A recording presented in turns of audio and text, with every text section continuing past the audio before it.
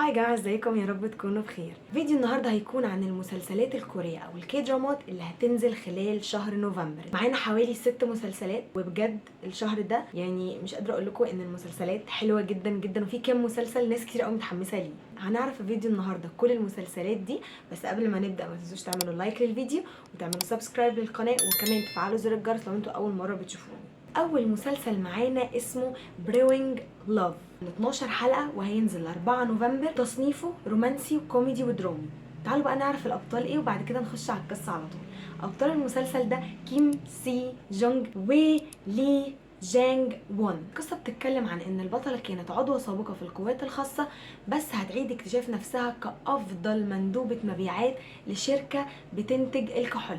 ففي يوم من الايام القسم بتاعها هيواجه خطر كبير جدا، وعشان تنقذ الشركه بتاعتها هتقرر انها تختار البطل دونا عن اي حد، لان هو كان محترف في صنع الكحول ولكن هو اعتزل حاليا، وهتخليه يتعاون معاها عشان ينقذوا الشركة بتاعتها. وعلى جانب آخر شخصية البطل منعزلة تماما عن الواقع، يعني عايش في مكان ريفي وهادي، فهنشوف جانب مختلف شوية من تمثيل سي جونج كمان بجانب البطل. طبعا نسبة حماسي للمسلسل عالية جدا لأسباب كتير، من ضمنهم ان سي جونج هي البطلة. تاني مسلسل معانا وفي ناس كتير قوي قوي قوي متحمسين للمسلسل ده، اسمه كانجنام بي سايد. المسلسل من 8 حلقات وهينزل يوم 6 نوفمبر، ونوعه اكشن وجريمة وغموض. طبعا المسلسل من بطولة جي تشانج ووك، طبعا عرفتوا ليه كلنا متحمسين. بيشاركوا البطولة ها يونغ كيونغ، جو وو جين وبيبي. قصة المسلسل ده بتحكي عن ان في مدينة في كوريا اللي هي كانجنام هتحصل حالات كتير قوي من الاختفاء غامضة. في يوم من الايام هتختفي بنت شابة المفروض ان هي بتشتغل في مؤسسة ترفيهية مشهورة، ولكن بعد ما يحققوا هيكتشفوا في القضية دي سر مهم قوي يخلي يشارك في البحث حول القضية دي محقق تم تخفيض رتبته، والمفروض ان هو بيحاول يثبت نفسه بجدارة. برضو المفروض ان هو شوية مش ماشي مع القانون الكوري، فيعرف المنطقة اللي حصلت فيها الجريمة كويس قوي، وده هيساعده ان هو يكتشف اسرار كتير قوي حول القضية دي. وهيشاركوا البحث في القضية دي مدعي عام برضو عنده نفس الاسباب ونفس الدوافع، ان هو طموح وعايز يثبت نفسه كويس قوي. فهما الاتنين هيتعاونوا وهيلاقوا نفسهم في عالم غريب قوي من المكائد والحاجات الخفية الغامضة اللي هتحصل، عشان يقدروا يكتشفوا القضية دي ازاي حصلت ومين الجاني فيها. المسلسل اللي بعد كده اسمه فيس مي. المسلسل من 12 حلقة وهينزل يوم 6 نوفمبر. تصنيف المسلسل إثارة وغموض وطبي. أبطال المسلسل ده لي مين كي وهان جي هيون. قصة بتحكي عن جراح تجميلي حصلت له حاجة في الماضي شقلبت له حياته تماما، وبسبب الحاجة اللي حصلت في الماضي دي هيضطر ان هو يرجع يواجهها في المستقبل، ولكن بطريقة اصعب شوية. المفروض ان الطبيب الجراح ده اللي هو بطل الدراما كان عنده مريض كان عايز يعمل عملية معينة، والطبيب ده منعه من ان هو يعملها، وهيكتشف بعدين ان المريض بتاعه ده انتحر وكتب رسالة انتحار. المشكلة ان الرسالة دي كانت بتلوم الطبيب نفسه، فبسبب الرسالة دي وبسبب الحادثة دي هتتدمر سمعة الطبيب ده نهائي، مع انه كان ناجح جدا.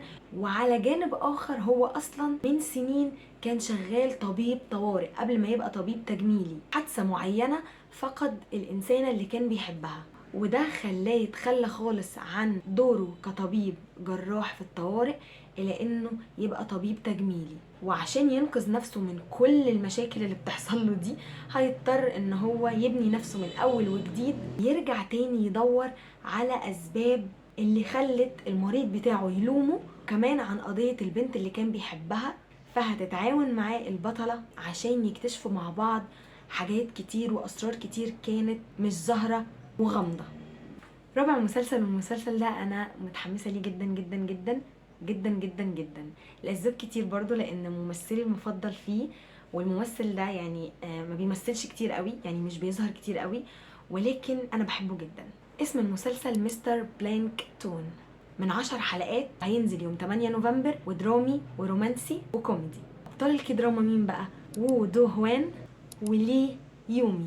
القصة بتحكي عن ان شاب جميل رقيق قرر بعد ما عرف ان هو مصاب بورم في المخ انه هيدور على اجابات لاسئله كتير في حياته، وخصوصا عن والده. الفكره ان باباه هو عمره ما شافه اصلا في حياته، وفي طريقه للبحث عن والده هيقابل بنت. البنت دي كانت على وشك الجواز، بس عندها مشكله معينه، والمشكله دي حصلت فجاه قبل الجواز بتاعها، فهتضطر ان هي تهرب معاه بشكل غير متوقع خالص. هيهربوا مع بعض، لما يهربوا مع بعض هي هتبدا تشك في حاجات كتير في حياتها حصلت بسببه، وده هيخليها تراجع قراراتها من اول وجديد، هل هي كانت صح عشان تاخد خطوه الجواز ولا لا.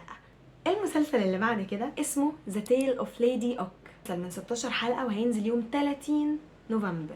المسلسل نوعه رومانسي ودرامي وتاريخي للناس اللي بتحب المسلسلات التاريخيه، من بطولة إم جي يون وتشو يونغ وو ويون وو. المسلسل بيحكي عن حقبة جوسون، عن بنت بتخفي سر خطير جدا. المفروض ان هي وقتها كانت خبيرة قانونية والكل كان بيحترمها، وكانت معروفة بذكائها، وانها كانت دايما بتحب تساعد المحتاجين، وكانت شجاعة جدا. بس هويتها الحقيقية هي لغز لكل الناس اللي حواليها، ومحدش عارف هويتها الحقيقية ايه. لكن في الواقع هي بتحاول تهرب من السر الخطير اللي هي مخبياه ده. بس كل ده هيتغير لما هتقابل راوي او شخص بيقرا يعني روايات وكده وبيقول شعر وكده، رومانسي قوي قوي قوي قوي. والمشكله ان هو هيقع في حبها من النظره الاولى، وهيلاقي نفسه عارف سرها وعارف كمان اللغز اللي في حياتها، وهيلاقي برضو نفسه ان هو مضطر ان هو يحميها من اي خطر بيواجهها. اخر مسلسل معانا هو رقم 6. اسم المسلسل Time Without Hair. المسلسل ياباني كوري، بس الاصل هو انتاج ياباني. المسلسل من 4 حلقات، بجد كتر خيرهم قوي يعني. هينزل يوم 6 نوفمبر. نوعه درامي ورومانسي. بطل الكي دراما هو كيم هيون جونج. القصه بتتكلم عن شخص بيعاني من صدمه عاطفيه في حياته، وبسببها فقد الذاكره، خصوصا بعد ان هو فقد زوجته في حادث مأساوي.